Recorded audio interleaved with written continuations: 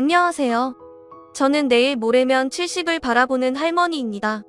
그래도 하루하루를 아주 바쁘게 지내고 있답니다. 요즘 손녀를 돌보고 딸내 살림을 하느라 아주 바쁘거든요. 맞벌이인 딸내 부부는 아주 열심히 삽니다. 아침에 일찍 출근을 해서 야근이라도 하는 날에는 저녁에 아이가 잠들어서야 겨우 집으로 돌아오죠. 그런 애들에게 제가 해줄 거라고는 집안 신경 쓰이지 않게 열심히 살림하고 아이를 돌봐주는 것뿐이라 최선을 다하고 있어요. 그리고 예전에 제 아이에게 해주지 못했던 것을 손주에게는 다 해줘야겠다는 마음으로 아이와 함께 시간을 보냅니다. 마음껏 주지 못했던 사랑과 시간과 관심도 말이죠. 저는 시골에서 맏딸로 태어났습니다. 위치로는 동생이 5명이나 있고요. 그래서 저는 아주 어릴 때부터 동생들을 업고 집안일을 하며 그렇게 컸습니다. 그때 당시 주변의 큰딸들은 다 그렇게 어릴 때부터 일을 하면서 동생들을 돌볼 때였으니까요. 홍기가 찾아 아버지는 시내에 있는 집안의 외아들에게 시집을 보냈습니다. 시내에서 국밥집을 하는 집이었죠. 그때는 굉장히 가부장적인 때여서 아버지 말씀이 곧 법이었던 시절이었어요. 그래서 아버지 말씀이 곧 법이었죠. 그러니 제가 무슨 힘이 있었겠어요. 좋고 말고 할 것도 없이 얼굴 한 번 본 적이 없는 사람에게 시집을 가야 할 수밖에요. 그래도 시내에서 국밥집을 하면 부잣집이라는 말이 있었고 다른 사람들이 국밥집 아들이 잘생겼으니 좋겠다라고도 했었죠. 철 모르고 어렸던 저는 그저 부잣집 잘생긴 아들에게 시집간다는 친구들의 부러움을 받으면서 조금은 설레었던 것도 같습니다. 그렇게 결혼을 했지만 실상은 듣던 것과는 완전히 달랐습니다. 왜? 현실은 진창이라는 말이 있잖아요. 정말 제 현실은 가혹했어요. 남편은 듣던 대로 얼굴이 말갛게 잘생긴 사람이었지만 천하의 남봉꾼이었습니다. 결혼 첫날부터 술에 취해 추태를 부렸고 결혼 생활 내내 주색 잡기에 빠져 저는 거들떠도 보지 않았죠. 시내의 작은 회사에서 직장 생활을 하긴 했지만 월급을 단 한 번도 가져다 준 적은 없습니다. 저는 정말 남편의 월급으로 살아간다는 사람을 보면 70이 다 된 지금도 그게 그렇게 부럽습니다. 평생 동안 단 한 번도 남이 벌어다 준 돈을 받아본 적이 없거든요. 이 팔자가 그렇게 모질더라고요. 남편은 주색 잡기에 가정이라고는 안중에도 없는 사람이었고 국밥집은 시어머니가 꾸려가고 있었습니다. 일찍 남편을 잃고 혼자 국밥집을 꾸려가는 시어머니는 엄청 억척스러운 사람이었어요. 그리고 저를 공짜로 데려온 일근 취급을 했죠. 결혼 바로 다음 날부터 새벽에 일어나 국밥집 일을 해야 했으니까요. 일은 상상보다 고되었습니다. 꼭두 새벽에 일어나 고기를 다듬고 뼈를 끓이고 재료를 손질하고 하루 종일 손님을 상대하고 뒤처리까지 마치면 어느새 한밤중이 됩니다. 하루 종일 허리 펼 새도 없이 일을 하는데도 시어머니에게는 좋은 소리 한 번을 들은 적이 없었네요. 원래 성격이 괄괄하셨던 것인지 아니면 장사를 하면서 거칠어진 것인지 조금만 마음에 들지 않아도 바로 막말과 고함을 내질렀죠. 그 때문에 일하다 말고 혼자 숨어서 눈물을 닦은 적도 많았어요. 그래도 저는 버텨야 했어요. 어디 갈 곳도 없었으니까요. 그 당시에 이혼이라는 건 신문에서나 보던 일이었지 저 같은 사람에겐 상상도 못할 일이었습니다.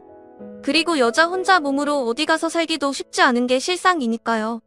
그나마 가끔 장날에 동생들이 국밥집에 쭈뼛쭈뼛 들어오면 아무리 바빠도 한쪽에 자리를 만들어서 국밥 한 그릇씩 가득 퍼다 주고 그걸 먹은 동생들이 너무 좋아하는 모습을 보는 것이 낙이었습니다. 시어머니도 그걸 나무라진 않았죠. 가끔 돌아가는 동생들을 불러 용돈도 쥐어주신 걸 보면 그분도 그동안의 힘든 세월을 거칠게 살아오셨던 것 같았네요. 그 사이에도 남편은 점점 엇나가기만 했어요. 집안 형편은 시어머니가 하시는 국밥집이 번창했기 때문에 그다지 나쁘지 않았지만 문제는 남편이었습니다. 월급을 집에 가져다 주는 것은 고사하고 아예 국밥집에서 나오는 돈까지 상당한 액수를 매달 가져다 뻥뻥 써댄 것이죠. 시어머니는 혼자 힘들게 키운 아들이어서 그런지 아들의 요구를 쉽게 거절하지 못했어요. 그저 매일 힘들게 일하고 돈을 벌어 아들을 위해 다 줄 뿐이었네요. 그러던 어느 날 새벽에 일어나 장사 준비를 하는 중이었는데 밖에서 재료를 다듬고 오니 시어머니가 국물솥 앞에 쭈그리고 앉아서 주무시고 계시더라고요. 근래에 몸이 피곤하다 하셨는데 기운이 없어서 그러신가 잠깐 들어가서 눈 좀 붙이고 오시라 하려고 어깨를 잡는데 불썩 그 자리에 쓰러지시더군요. 깜짝 놀라 흔들어 깨워봤지만 다시는 눈을 뜨시지 않았습니다. 평생을 일만 하다가 결국 부업돼서 눈을 감으신 것이었어요.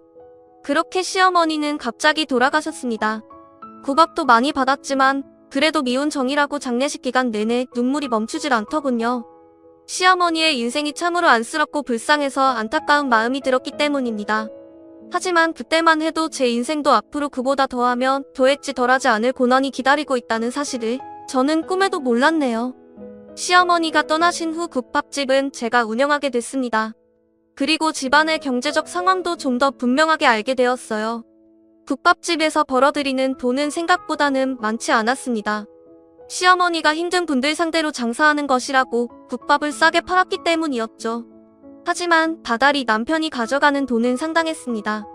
거의 대부분의 돈을 남편이 다 가져가고 있더군요. 그때부터 남편과의 사이가 점점 나빠졌어요. 제가 자신의 어머니처럼 돈을 주려 하지 않자 언성이 높아졌죠. 제가 호락호락하지 않자 남편은 제가 없을 때 금고에 손을 대기까지 하더군요. 어제 돈통에 돈 가져갔어요? 오늘 재료비로 써야 할 돈인데 그걸 가져가면 어떡해요? 아, 이게 정말... 왜? 내 돈인데 내가 왜 못 가져가? 왜 이 난리야? 당신 돈이라니. 가게 하면서 내가 번 돈인데 무슨 소리예요. 게다가 재료 살 돈이었다고요. 당신이 맨날 갖다 써대는 바람에 재료상에도 외상이 벌써 많이 쌓였어요. 월급은 어쩌고 대체 왜 이러는 거예요? 내가 번 돈? 참 웃기고 있네. 야, 그 가게 우리 엄마 거야. 그러니까 이제 당연히 내 거라고. 내가 내 돈 가져간다는데 왜 말이 많아? 재료비가 없으면 더 열심히 일해. 우리 엄마는 한 번도 이런 소리를 한 적이 없었는데 너 뒷구멍으로 돈 빼돌리고 그러는 거 아니야? 시어머니는 한 번도 아들에게 아쉬운 소리를 하시지 않았어요. 재료비가 쌓여도 늘 사정해서 나중에 두고는 했으니 이런 사정을 알 리가 없었죠. 이렇게 남편과의 사이가 틀어지기만 하던 어느 날 낯선 사람들이 가게에 찾아왔습니다. 여기 다음 주까지 비워줘야 하는 거 알죠? 오늘 주인분 모시고 왔으니까 잘 설명해 드리세요. 네? 그게 무슨 소리예요? 다음 주까지 비워야 한다뇨? 아휴, 내가 이럴 줄 알았어. 남편분이 지난주에 와서 가게를 팔았어요. 여기 권리금까지 다 얹어서. 모르실 것 같아서 오늘 온 겁니다. 이제부터 이분이 여기 장사하실 거예요. 그러니 잘 설명해 드리세요. 저는 아득한 기분이 들었습니다. 남편은 제가 제대로 돈을 주지 않자 한마디 상의도 없이 가게를 처분한 것이었어요. 어머니 명의로 되어 있던 가게가 어머니가 돌아가시면서 아들에게 넘어간 상태라 제가 할 수 있는 일은 없었습니다. 그렇게 저는 아무 말도 못하고 가게를 내주어야 했어요. 졸지에 일이 없어진 저는 이제 어떻게 먹고 살아야 하나 눈앞이 막막했죠. 그나마 조금 모아둔 돈도 그동안 못 치른 재료비며 정리를 하고 나니 남는 것이 없었습니다. 그 사이에 저는 첫째 아이를 가지게 되었습니다. 뱃속의 아이는 무럭무럭 커가는데 돈이 없어서 제대로 병원도 가보지 못했네요. 정말 서러웠던 것은 먹고 싶은 것이 있어도 제대로 먹지도 못했던 것이었죠. 시장에서 튀겨 파는 꽈배기가 정말 하나 먹고 싶었지만 제대로 사 먹지도 못하고 하루하루 끼니를 걱정해야 할 형편이었습니다. 제가 이런 상황인데도 남편은 사정사정을 해야 겨우 쌀쌀 돈만 적선하듯 던져줄 뿐 저에게는 아무 관심도 없었네요. 진통이 시작되던 날 저는 혼자 방에 누워 진통을 견디다가 이러다가는 진짜 죽을지도 모른다는 생각이 들어 기다시피 옆집을 찾아가 문을 두드렸습니다. 문 두드리는 소리에 나아본 이웃은 식은땀을 흘리며 벌벌 떠는 저를 보고 기절하듯 놀라며 급하게 저를 병원으로 옮겼죠. 임신 기간 동안 제대로 못 먹고 마음고생을 한 탓인지 자연분만이 힘들었던 저는 당시에는 흔치 않았던 제왕절개 수술로 아이를 무사히 낳을 수 있었습니다. 의사가 조금만 늦었더라면 둘 다 위험했을 뻔했다며 미리미리 병원에 오지 않고 뭐했냐며 타박을 할 정도였죠. 그렇게 간신히 첫 딸을 낳았는데 병원으로 찾아온 남편은 오히려 화를 내더군요. 난 그래도 아들일 줄 알고 기대했는데 고작 딸 하나 낳자고 병원에 와서 돈을 써? 아 진짜 너는 인생에 보탬이 하나도 안 되는 년이야. 야, 나는 이 병원비 못 내니까 내가 내. 그는 이런 모진 말로 자신의 아이를 낳은 저를 죄인 취급했습니다. 저는 대꾸도 못하고 눈물만 흘렸네요. 보다 못한 의사와 간호사가 남편을 설득해 겨우 병원비를 내고 퇴원할 수 있었지만 그 이후에는 더더욱 기막힌 일만 남았어요. 야, 이 앞으로 들어간 돈이 얼만 줄 알아? 쓰잘데기 없이 딸년만 낳은 주제에 너 이 돈 당장 갚아. 안 그러면 저 딸년 다른 집에 식모로 팔아버릴 테니. 집으로 돌아와 젖을 물리고 있는 저에게 남편은 욕을 하며 이불을 걷어찼습니다. 몸조리도 못한 채 저는 3, 7일도 지나지 않은 딸아이를 얻고 일을 할 수 있는 곳을 찾아다녀야 했죠. 다행히 저를 딱하게 여긴 예전 국밥집에서 저를 받아주어서 저는 그곳에서 한동안 일을 했습니다. 시어머니가 일구었고 제가 몰려받아 번창시켰던 그 국밥집에서 손님들 시중을 하고 설거지나 하고 있는 신세가 초량했지만 찬밥, 더운 밥 가릴 처지가 아니었죠. 그 이후부터는 가리지 않고 닥치는 대로 일을 했어요. 안 해본 일이 없을 정도로 말입니다. 아이를 업고 할 수 있는 일이라면 청소든 설거지든 온갖 굳은 일도 전부 다 했습니다. 정말 다행히 딸아이는 갓난아기 때부터 시장 틈바구니 사이에서 등에 엎여 자랐지만 큰 잔병 치료 없이 건강하게 잘 자라주었습니다. 걸음마를 할 때부터는 엄마가 일을 할 때 얌전히 저를 따라다니기도 했고 어린 나이 때부터 집에 혼자 있어야 하는 일에도 때를 쓰지 않았어요. 저는 그런 아이를 보면 더욱 열심히 일했네요. 어느 순간부터 남편은 회사를 그만두고 집에만 틀어박혀 있더군요. 무슨 일을 하는지 알 수도 없었고 물어도 대답해주지 않았습니다. 아침에 밥을 차려놓으면 느지막이 일어나 제가 차려놓은 밥을 먹고 저녁이 되어서야 집을 나갔다가 밤새벽에 들어오곤 했어요. 늘 술 냄새와 다른 여자들의 분냄새가 풍겼죠. 하지만 그건 참을 수 있었습니다. 하루 종일 집에서 자고 있으면서도 혼자 남은 어린 딸의 밥도 챙겨주지 않고 저에게 생활비 한 번 갖다 주지 않으면서도 밥상이 이게 뭐냐고 밥상을 엎으며 화를 내도 괜찮았습니다. 하지만 정말 힘들었던 것은 제가 매번 힘들게 번 돈을 가져가는 것이었네요. 그때는 월급을 월급날에 현금으로 주었는데 그때마다 남편은 불을 켜고 저를 닥달하거나 온 집안을 뒤져서 기어코 돈을 빼앗아 갔어요. 제가 주지 않으면 애가 보는 앞에서 손찌검도 서슴지 않았죠. 내 놓으라고? 어제 월급 받았을 거 아니야. 이 미친 X. 남편이 우습지? 당장 안 내놔? 여보, 그것만은 안 돼. 외상값 갚고 월세도 내야 돼요. 내년에 애 학교 들어갔는데 뭐라도 있어야 할 거 아니야. 제발, 제발 안 돼요. 누가 안 준대? 아, 갖다 준다고. 내가 더 불려서 갖다 주면 될 거 아니야.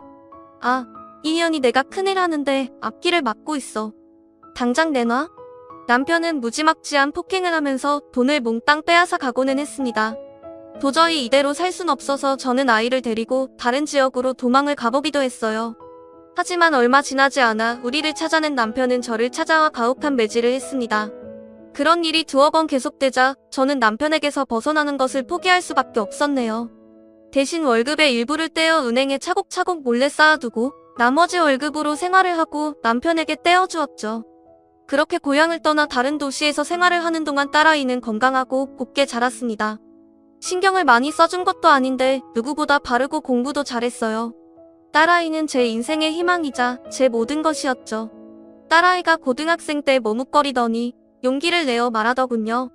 엄마, 저 진짜 죄송한데 드릴 말씀이 있어요. 엄마에게 이런 이야기 정말 죄송하다는 거 알아요. 근데 저 대학이 가고 싶어요. 제 성적이면 좋은 대학 갈 수 있대요. 엄마, 저 대학 좀 보내주시면 안 될까요? 당연하지. 무슨 소리야. 내가 가고 싶으면 가는 거야. 남들은 못 가서 난린데. 엄마가 너 대학 공부시켜줄 거야. 걱정 마. 엄마 힘드신데 제가 빨리 도와야 하는데 죄송해요. 하지만 대학 나와서 얼른 돈 벌어서 엄마 편하게 해드릴게요. 저는 딸의 손을 잡고 눈물을 흘렸습니다. 다른 아이 같았으면 당연하다고 생각했을 일을 이렇게 미안해하면서 말하는 딸아이에게 미안하기도 했고 속 깊은 딸이 기특하기도 했네요. 걱정 마. 엄마가 내 대학 등록금은 따로 모아놨어. 그리고 대학 가서도 엄마가 생활비랑 잘 줄 거니까 열심히 공부만 해. 엄마 신경 쓰지 말고 우리 딸은 하고 싶은 거 해. 엄마, 고마워요. 정말 고마워요. 우리는 부둥켜 안고 한참을 울었습니다. 하지만 딸의 대학 등록금이 마련되어 있었다는 사실을 남편에게 들키게 되었어요. 딸이 무심결에 아빠의 밥을 차리다가 나중에 대학 가면 챙길 사람 없으니 아빠도 혼자 밥 챙겨 먹으라는 이야기를 하게 된 것이죠. 딸아이를 다그쳐 사실을 알게 된 남편은 온 집안을 샅샅이 뒤져서 제가 딸아이를 위해 저축해 놓았던 통장과 도장을 들고 집을 나가버렸습니다. 사실을 알고 급히 집으로 돌아왔지만 남편은 연락도 되지 않았고 통장에 돈은 전부 사라진 다음이었어요. 엉엉 울고 있는 아이를 달래고 저는 속상한 마음을 달래야만 했죠. 할 수 없는 일이니 제가 더욱 열심히 일할 수밖에 없었으니까요. 그렇게 반년쯤 지났을까 갑자기 남편이 집으로 찾아왔습니다. 갑자기 국밥집을 열겠다고 하면서 같이 일을 하자고 하더군요. 국밥집을 하겠다고요? 그래, 너 해봤으니 잘할 거 아니야. 회사 다니면서 돈 버는 것도 지겹고 내가 작은 가게 하나 얻어놨어. 넌 가서 일하면 돼. 우리 엄마한테 배운 거 있을 거 아니야. 아니, 무슨 돈이 있어서 가게를 얻어요. 당신은 가게 해본 적도 없잖아요. 아, 진짜 하라면 할 것이지. 하여튼 너는 말이 많아. 아, 빨리 안 나와? 남편을 따라간 곳은 진짜 번듯한 식당이었습니다. 알고 보니 그 가게 주인은 남편과 한 고향 사람이었어요. 시어머니가 했던 국밥집을 잘 알고 있던 그 사람이 가게를 내고 남편을 찾아와 옛날 방식으로 가게를 열어보자고 했던 것입니다. 남편은 저에게 빼앗아간 딸아이 등록금을 들고 가게를 열었던 것이었어요. 시어머니가 하시던 레시피를 제공해야 하는 것이 좀 찝찝하긴 했지만 일단 저희는 가게를 시작했습니다. 그렇게 처음 가게를 시작하는 일은 무척 힘들었지만 우리 국밥집은 입소문을 타고 유명해지기 시작했어요. 하루 종일 손님들이 가득했고 방송에도 몇 번 나가는 유명한 가게가 되었죠. 저는 눈코 뜰 새 없이 바빴습니다. 남편에게 가게를 제의했던 사람은 가게 투자금만 내고 운영에는 손을 대지 않았고 남편과 제가 있었지만 남편은 거의 도움이 되지 않았네요. 손님 접대를 맡았지만 너무 서툴러 다른 직원을 고용해야 했고 주방과 관련된 일은 전부 제가 맡았어요. 하지만 하루 매출이 어떻게 되는지 식당에서 벌어들이는 돈이 얼마인지는 저에게 절대 가르쳐주지 않았죠. 식당을 운영하는 매니저와 둘이서만 공유할 뿐이었습니다. 식당 매니저는 화려하게 생긴 중년의 여자로 수완이 대단해 가게를 잘 이끌었습니다. 남들은 남편과 그 매니저의 관계가 수상하다고 말했지만 사실 저는 별 관심이 없었어요. 그저 열심히 일해서 돈을 벌어 우리 딸을 공부시킬 생각뿐이었죠. 그러던 어느 날 모처럼 쉬는 날이라 집에서 쉬고 있는데 남편이 집으로 왔더라고요. 놀랍게도 그 옆에는 매니저란 여자도 함께였네요. 아니, 웬일이에요? 매니저는 왜 같이 왔어요? 왜? 내가 알면 어쩌려고? 니까짓게 뭐라도 하려고? 야, 나 이제 나갈 테니까 내 짐이나 얼른 싸봐. 아니다, 여긴 내 집이니까 니들이 나가는 게 빠르겠다. 나가라니요? 우릴 보고 어딜 가라고? 대체 이게 무슨 일이에요? 알 것도 없고 내가 당장 지낼 곳이 없어. 난 이제부터 얘랑 살아야 하니까 빨리 둘 다 나가. 그게 무슨 소리야? 여긴 내 집이야. 나가려면 내가 나가. 이 여잔 또 뭐야? 당장 나가라고. 그러자 남편은 제 뺨을 힘차게 휘갈겼습니다. 아, 진짜 이게 끝까지 구질구질하게 구네? 야, 이 집 얻은 돈도 어차피 우리 엄마가 개발한 메뉴로 번 돈 아니야. 내가 결혼해서 한 게 뭐가 있어? 맨날 우리한테 붙어먹고 산 주제에 애도 꼴랑딸 하나 낳고. 이제 필요 없어. 됐으니까 내 인생에서 꺼지라고. 저는 더 이상 참을 수가 없었습니다. 새벽에 혼자 국을 끓이다 국소답해서 잠자듯 돌아가신 시어머니를 생각해서도 이렇게 갈 수는 없었죠. 저는 악을 쓰며 남편에게 달려들고 매니저의 머리채를 잡아 뜯었어요. 하지만 곧 남편의 모진 매질에 나가 떨어져야만 했습니다. 비참하게 쓰러진 제 모습을 보고 매니저란 여자는 코웃음을 치더군요. 자기야, 여기서 이러지 말고 그냥 경찰 불러. 이 집 자기 앞으로 되어 있다며 그냥 내쫓으면 되지. 아, 맨날 주방에서 일만 하더니 무식하기가 그지없네. 그때였어요. 우리 뒤로 앙칼진 고함 소리가 들렸습니다. 뭐? 지금 당신 뭐라고 했어? 말이면 다야? 그날따라 학원을 마치고 일찍 돌아온 딸이 이 광경을 전부 목격해버리고 만 것이었죠. 딸은 분노로 몸을 부들부들 떨고 있었습니다. 저는 얼른 눈물을 닦고 일어나 딸을 감싸 안았네요. 딸은 자신의 아버지를 향해 고함을 지르더군요. 당신이 그러고도 사람이야? 어떻게 엄마한테 이럴 수가 있어? 어떻게 이래? 이제껏 당신 먹여 살린 사람이 누군데? 남편은 얼굴이 뻘개져 딸아이에게 성큼 다가오더니 짝하고 뺨을 갈기더군요. 세상에서 가장 곱게 키운 내 딸에 감히 손을 대다니 저는 도저히 그 사람을 용서할 수 없었네요. 저는 그 앞으로 다가가 내 딸에게 손찌검한 나쁜 놈의 얼굴을 힘차게 갈겼습니다. 그리고 그 옆에 매니저의 뺨도 세차게 갈겼죠. 그래, 꺼져줄게. 다시는 니들 앞에 나타나지 않을 테니까 걱정하지 마. 하지만 깨끗하게 다 계산은 해야겠어. 내 몫은 다 가져갈 테니 그리 알아. 저는 딸아이의 손을 잡고 그 길로 돌아 나와 밖으로 나왔습니다. 눈물이 쏟아졌지만 저보다 더 우는 딸아이를 달래야만 했어요. 그렇게 우리는 살던 집에서 쫓겨났습니다. 기가 막힌 사실은 제가 그렇게 열심히 일해서 번 돈이 하나도 남아있지 않았다는 사실이었어요. 남편이란 놈은 장사가 잘 되는 것을 보고 혼자 돈을 벌 욕심에 그동안 벌었던 돈은 물론 빚까지 얻어서 동업자에게 나머지 지분을 몽땅 사들였던 겁니다. 그것도 웃돈을 얹어서 샀더군요. 그동안 제가 일했던 월급이며 제 몫은 그 어디에도 없었습니다. 집도 이미 담보로 잡혀있어 건드릴 수도 없었죠. 하는 수 없이 저와 딸애는 집에 있던 옷가지들만 겨우 챙겨서 남편이 적선하듯 던져주는 월세 보증금만 들고 이사를 했어요. 그나마 순순히 이혼을 해주는 게 다행이라고 여기면서요. 그때가 딸아이가 고3이었죠. 남들 같았으면 매일매일 아이 시중을 들어도 모자랄 판에 아이는 너무나도 큰 일을 겪어야만 했네요. 그래도 장한 제 딸은 남부라는 듯 좋은 대학에 떡하니 합격했어요. 합격을 확인한 날 딸과 저는 단칸방에서 부둥 껴안고 엉엉 울었죠. 당장 대학 등록금이 문제였지만 그 옛날 가끔 국밥을 먹으러 왔던 동생이 조카의 등록금은 해주겠다며 돈을 내주었습니다. 예전에 시내 나가면 누나가 끓여주던 국밥 한 그릇이 얼마나 좋았는지 몰라. 누나네 시어머니도 말은 거칠어도 우리가 가면 꼭 용돈도 주셨어.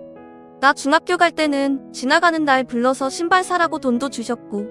이제는 내가 도울 수 있으니까 혼자 고민하지 마.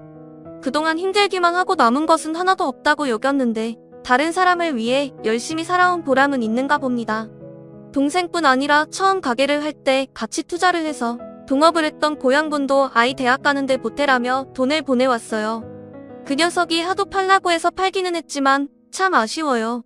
진짜 고향 국밥 생각날 때마다 가서 먹을 수 있는 곳이었는데 그 가게가 그렇게 잘 된 건 전부 재수씨가 열심히 일을 해주신 덕분이니까 제가 작게나마 도움을 드릴 수 있게 해주세요.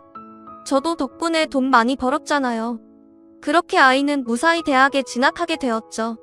저도 예전 동업자의 도움으로 조그만 가게를 차리게 되었습니다. 규모는 예전 가게에 비해 반의 반도 안 되었지만 이제는 그 누구의 방해나 간섭 없이 편하게 가게를 할 수 있어서 몸도 마음도 편안했어요.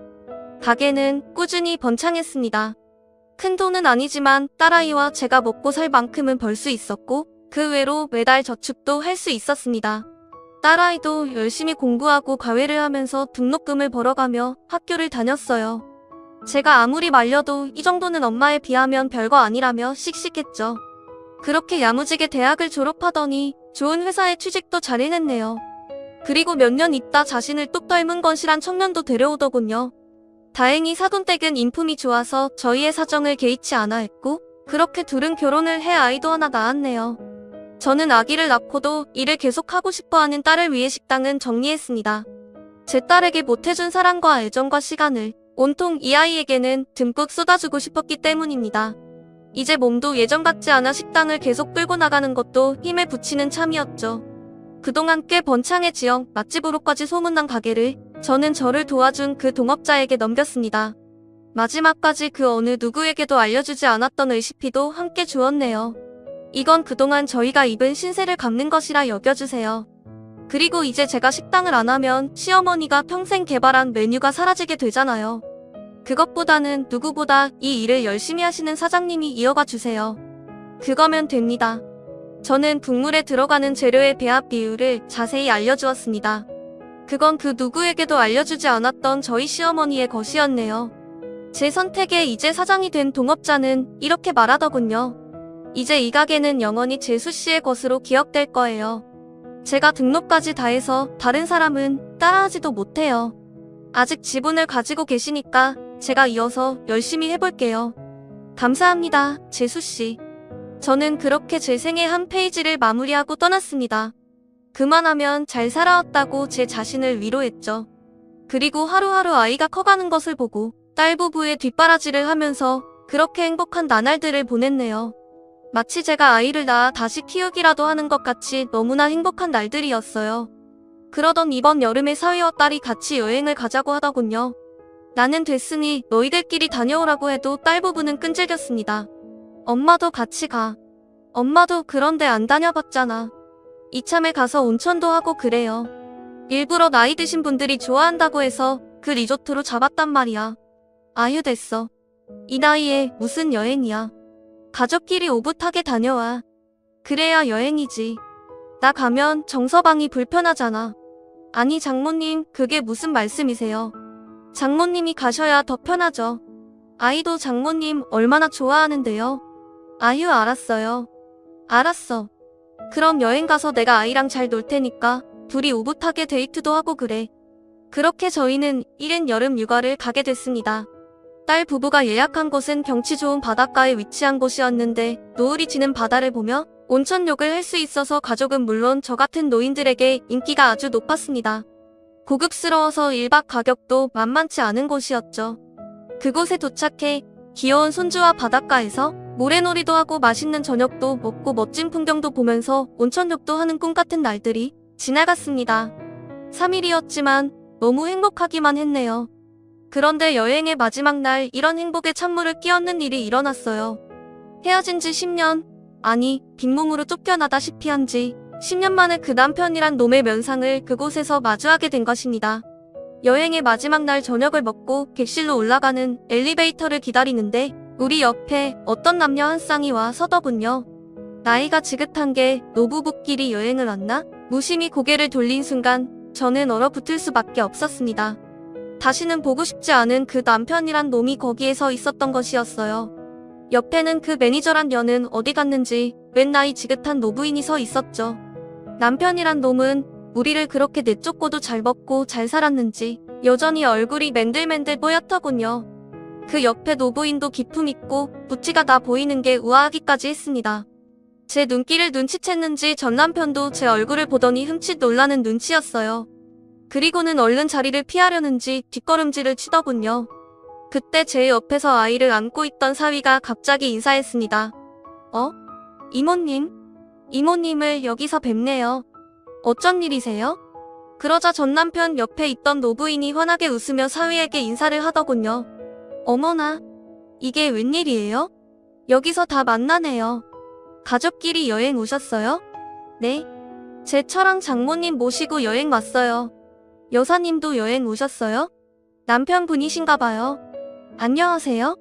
그때 상대가 누군지 눈치챈 딸이 사위의 옆구리를 콕 찔렀습니다. 그리고 전 남편을 무섭게 노려보았죠. 전 남편은 10년 만에 만난 본인의 딸을 끝까지 모른 채 하며 외면하더군요. 정말 금수라도 저럴 수 있을까 하는 생각마저 들었습니다. 오랜만이네요. 제가 전혀 안 반가우신가 봐요. 저기 우리 잠깐 산책 좀 하다가 가지? 바람 좀 쐬기. 전 남편이 옆에 있던 노부인의 팔을 잡고 몸을 돌렸습니다. 하지만 딸은 기회를 놓치지 않고 자리를 벗어나려는 전 남편의 앞길을 막아서며 말했어요. 이제 아는 척도 안 하시게요? 저기요, 저 기억은 아시죠? 네. 딸이 이렇게 말했지만 전 남편은 허둥지둥 옆에 사람을 끌다시피 하면서 밖으로 나갔습니다. 사위는 영문을 모르는 눈치였죠. 방으로 올라와 딸은 분통을 터뜨렸어요. 도저히 용서할 수가 없다면서 말입니다. 그날 저녁 우리는 자세한 이야기를 사위에게 했습니다. 사위는 제가 일찍 이혼을 하고 혼자 딸을 키웠다고만 알고 있었어요. 우리에게 이런 사정이 있는지 자세한 내막은 알지 못했죠. 이야기를 듣던 사위는 말없이 제 딸을 꼭 안아주더군요. 그렇게나 힘들고 어렵게 공부하고 그렇게 살아온 줄 몰랐다고, 정말 대단하다고 딸아이를 위로해 주었습니다. 저희는 전부 눈물을 쏟았죠. 도저히 안 되겠으니 맥주라도 사오겠다며 잠깐 나갔던 사위가 조금 뒤 돌아와서는 이러더군요. 장모님, 여보 놀라지 마세요. 그 두 사람 바로 이 옆방이더라고요. 제가 올라오면서 이 옆방으로 들어가는 거 봤어요. 뭐 이런 우연이 기가 막히네요. 기막혀. 그때 그 매니저란 년은 어쩌고 또 저런 여자 만났대? 간만에 여행 왔는데 짜증나서 진짜. 근데 저분 우리 회사 건물 주셔. 평소에 정말 인지하시고 인품이 좋으신 분인데 오래전에 사별했다고 하셨는데 곧 결혼할지도 모른다는 소문이 돌았거든. 두 분이 만나는 모양인 것 같은데. 아주 물줄을 물었구만. 그러니 10년 만에 만난 딸도 아는 척도 안 하지. 정말 늙어서도 왜 저렇게 사는 거지? 내가 쪽팔려서 정말. 저는 조금 이상하다는 생각이 들었습니다. 분명히 얼마 전까지 건너서 듣기로는 그때 봤던 그 매니저랑 결혼을 했다는 소식을 분명히 들었거든요. 저를 도와줬던 사장과도 절연을 했기 때문에 최근 소식을 알지는 못했지만 그때 바람났던 매니저와 결혼을 하고 가게를 한다고 했었어요. 저는 오지랖일지 모를 깨름직함에 사위에게 당부했습니다. 그때 바람났던 여자랑 결혼한다고 우를 내쫓더니 그 여자랑 그새 헤어졌나? 또 바람피는 건 아닌지 잘 알아보시라고 해. 내가 볼 때 저 인간 이상해. 뭔가 있어. 돈 많은 사람이라고 접근한 건 아닌지 몰라. 그날 사위는 밤새 무엇인가를 곰곰이 생각해보는 눈치였습니다. 그 건물주 여사님이 자기가 처음 사업체를 열 때 큰 도움을 주고 사무실 임대료도 제때 내지 못해도 늘 기다려주고 한 적이 있기 때문에 늘 고마운 생각을 가지고 있다고 했죠. 그렇게 찝찝한 채로 여행에서 돌아온 그 다음 주 저는 뜻밖의 손님을 맞았습니다. 바로 사위가 말했던 그 건물주 여사였죠. 조심스럽게 전화로 약속을 한 그분은 이렇게 찾아와 미안하다고 하면서 고급스러운 선물을 내밀었어요. 그리고 용건을 밝혔네요. 들으셨을지 모르겠지만 저는 사모님의 전 부분이었다는 사람을 만나고 있습니다. 제가 사별한 지가 20년도 넘었어요. 그동안은 열심히 앞만 보고 달렸죠. 이제 자식들도 다 키워놓고 앞으로 여생을 함께할 사람만 있으면 된다고 생각해 이 사람과 함께 지낼 생각이었거든요. 저에게는 너무나 잘 맞고 건실한 사람인데 제가 들은 이야기는 너무나 달라서요. 제가 전에 듣기보다는 직접 들어보는 것이 맞는 것 같아서 이렇게 신뢰를 하게 됐네요. 직접 만나보니 그 여사님은 너무 고상하고 우아한 사람이었어요. 저는 그 어떤 가감 없이 제가 살아왔던 이야기를 들려주었네요. 저희는 이야기를 나누며 함께 웃고 또 함께 울었습니다. 시간이 얼마나 지나가는 줄도 모르고 서로 살아온 이야기를 하면서 울었죠. 그분은 친정아버지가 물려준 재산과 일찍 죽은 남편이 물려준 재산이 넉넉해서 그걸 토대로 열심히 살아왔다고 하더군요. 하지만 재산이 넉넉하면 또 그것대로 여자 혼자 몸으로 그 재산을 지키면서 살아가는 건 쉽지 않은 일이었다고 해요. 재산을 노리고 접근하는 사람들도 무수히 많았고요. 우리는 쉽게 서로를 이해하고 또 그만큼 그 마음을 헤아릴 수 있었습니다. 이야기를 마치고 그 여사님은 제 손을 꼭 잡아주었어요. 걱정 마세요. 그 모진 세월을 다 버티고 이렇게나 훌륭하게 살아오셨으니 꼭 보답을 받으실 거예요. 보세요. 따님이 저렇게 훌륭하게 잘 컸잖아요. 제가 힘들게 살아오신 그 시간 헛되지 않다는 거 조금이라도 보여드릴게요. 그 말이 그때는 무슨 의미인지 잘 몰랐습니다. 하지만 그분이 하신 말뜻을 저는 얼마 지나지 않아 아주 정확히 알게 되었죠. 한 달 정도 지났을까? 미친 듯 초인종을 누르는 소리에 놀라 인터폰을 보니 전 남편이 서 있더군요. 여길 대체 왜 찾아왔나 했더니 전 남편이 현관문을 발로 차고 두드리며 악을 써댔어요. 야, 너 나와. 끝까지 내 인생 앞길을 막으련.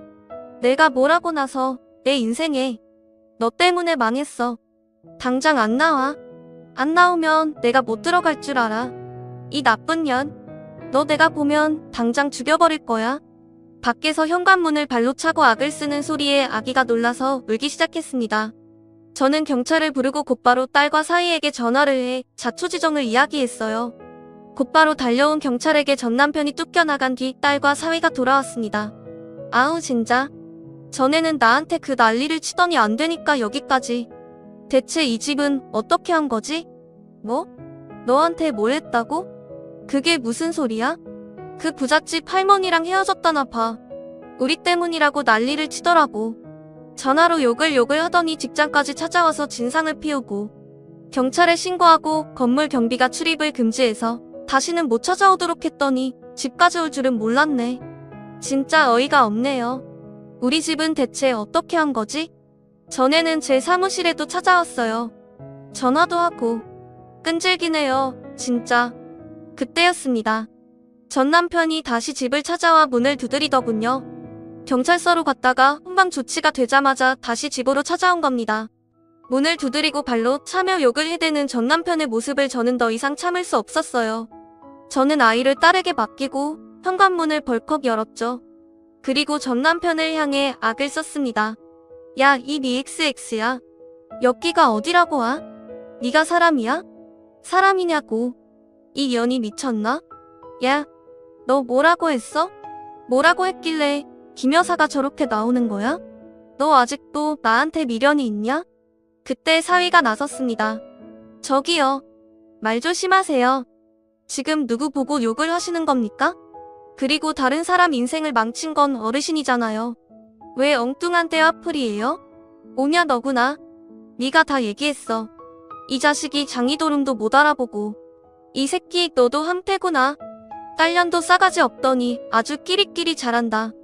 도저히 참을 수 없었던 저는 찰싹 전남편의 뺨을 시원하게 갈겼습니다. 얻어맞은 뺨을 감싸진 전남편은 제가 이렇게 나올 줄 몰랐던 건지 어리 빠진 모양이었네요.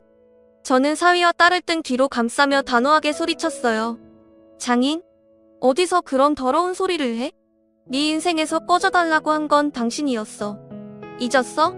그래서 우리는 당신 인생에서 꺼졌고 당신과 우리 인연은 거기까지야. 김 여사? 그래 내가 다 얘기했어. 당신 궁금해해서 내가 사실대로 다 얘기했어. 내가 틀린 말 했어? 대체 무슨 소리를 한 거야? 마구 악담을 했지? 악담? 당신에게는 그런 것도 아까워. 내가 왜 나랑 인연도 없는 인간 욕을 해? 그냥 있는 그대로 당신이 우리에게 한 거 그대로 얘기했을 뿐이야. 임신한 나에게 욕을 한 거, 딸 낳았다고 욕한 거, 쓸모없다고 꺼지라고 내쫓고 때린 거. 그냥 있는 그대로 얘기했어. 왜? 이것도 아니라고 해보게? 전 남편은 할 말이 없는지 그 자리에 가만히 있더군요. 저는 그 인간을 확 밀쳐냈습니다. 이제 내가 돌려줄게. 내 인생에서, 우리 인생에서 꺼져. 다시는 나타나지 마. 그때는 내가 무슨 수를 써서라도 당신 쳐넣을 거야. 아, 옛날에 나 때리고 돈 훔쳐간 걸로 신고하면 되겠네. 재수 없으니까 다시는 우리 애들 앞에 나타나지 마. 그땐 정말 가만 안 둬. 저는 그 말만 남기고 현관문을 닫았습니다. 이제 정말 다시는 저 인간과 엮일 일이 생기지 않기를 빌고 또 빌 뿐이었죠. 그리고 이런 일을 겪게 한 딸과 사위에게 미안한 마음뿐이었네요. 미안하다, 진짜. 저런 꼴까지 보이게 했어. 정서방, 진짜 내가 미안해. 그러자 사위가 뜻밖의 말을 했습니다. 아니에요, 장모님. 정말 미안하실 일 하나도 없어요. 저는 오히려 이번 일로 장모님에게 고마운 마음까지 들어요. 제가 은혜를 입었다니까요? 그게 무슨 소린가? 여보, 장모님, 저희 이사가요. 회사 근처에 아파트로 갈 수 있을 것 같아요. 알고 보니 그 건물주라는 여사님은 상당한 부동산을 가지고 있던 사람이었습니다. 그 사실을 알고 그 전 남편이라는 인간이 접근한 것이었죠. 하지만 모든 사연을 알게 된 그 여사님은 전 남편의 뒷조사를 했더군요. 그렇게 알게 된 진실은 어마어마했죠. 전 남편은 저와 헤어지고 그 매니저라는 여자와 가게를 했어요. 하지만 국밥이 예전만 못하다는 얘기에 매출은 점점 바닥으로 떨어졌다더군요. 그런데도 정신을 못 차리고 오히려 가격을 올려서 손님이 더 줄었답니다. 그 와중에 그 매니저라는 여자가 가게와 집을 팔고 혼자 유유자적했다는 거예요. 결혼을 할 사이라고 생각했지만 전 남편이 알던 그 매니저라는 여자의 이름도 주민번호도 전부 가짜였죠. 전형적인 꽃뱀에 당한 것이었습니다. 그렇게 졸지에 전 재산을 잃고 길거리에 나앉게 된 전 남편은 그 여자와의 사이에서는 가격을 올려서 손님이 더 줄었답니다. 겨우겨우 날품팔이로 생계를 이어가다가 그 사모님을 우연히 만나게 되었던 것입니다. 그리고는 자신을 아내에게 속아 전 재산을 빼앗기고 자식마저 빼앗긴 사람으로 포장을 했더군요. 그 사연에 마음이 갔던 사모님을 깨워 사실은 뒷구멍으로 여사님 소유의 건물 세입자들에게 돈을 빌리고 월세를 가로채는 짓까지 하고 있었던 것이었습니다. 모든 사실을 알게 된 사모님은 전 남편을 사기와 횡령으로 고발했고 거액의 손해배상도 청구했습니다. 그 사실을 안 전 남편은 제 딸과 사유의 사무실은 물론 저희 집까지 찾아와 행패를 부렸던 것이었어요. 그 사모님은 하마터면 큰일 날 뻔했다며 자신의 인생을 구해주었다고 크게 고마워했다고 해요. 그리고 사위와 딸이 일하는 시내에 아파트 한 채를 싸게 전세로 주겠다고 했습니다. 그때까지 저희는 비싼 집값 때문에 애들 직장과 꽤 떨어진 곳에 살고 있었어요. 그런데 사모님이 소개해준 집은 가장 노른자 위로 전셋값만 해도 어마어마한 곳이었죠. 그것과 더불어 사위의 사무실 월세도 깎아주었다고 합니다. 인생을 구해주었으니 이 정도는 해줘야겠다고요. 그리고 훌륭한 장모님을 두었으니 앞으로 더 열심히 일하라는 말과 함께 말이죠. 그렇게 우리는 새 집으로 이사했습니다. 그래서 현재 딸과 사위는 불과 10분 거리의 집에서 출퇴근을 합니다. 가족과 함께 지내는 시간이 늘어나 너무나 행복해하고 있죠. 전 남편은 결국 구속되어 법의 심판을 앞두고 있습니다. 저는 사모님의 도움으로 제가 겪은 일도 모두 모아 고소를 했어요. 그러니 곧 남편은 그 처벌도 함께 받겠죠? 이렇게 모든 것이 제자리로 돌아왔습니다. 앞으로는 제 인생 2막을 열어볼 생각이에요. 손주를 키우며 딸아이를 키울 때는 하지 못했던 사랑을 쏟으며 제 자신도 잘 돌볼 생각입니다. 저는 권선징악이나 이런 말은 믿지 않았습니다. 제 인생은 늘 힘들고 어렵고 불행한 일만 있을 줄 알았는데 살다 보니 옛말 틀린 것이 없더군요. 그러니 여러분 모든 것은 제자리로 돌아오고 힘든 날은 지나가기 마련입니다. 늘 행복하고 즐겁고 힘차게 살아가셨으면 좋겠습니다. 감사합니다.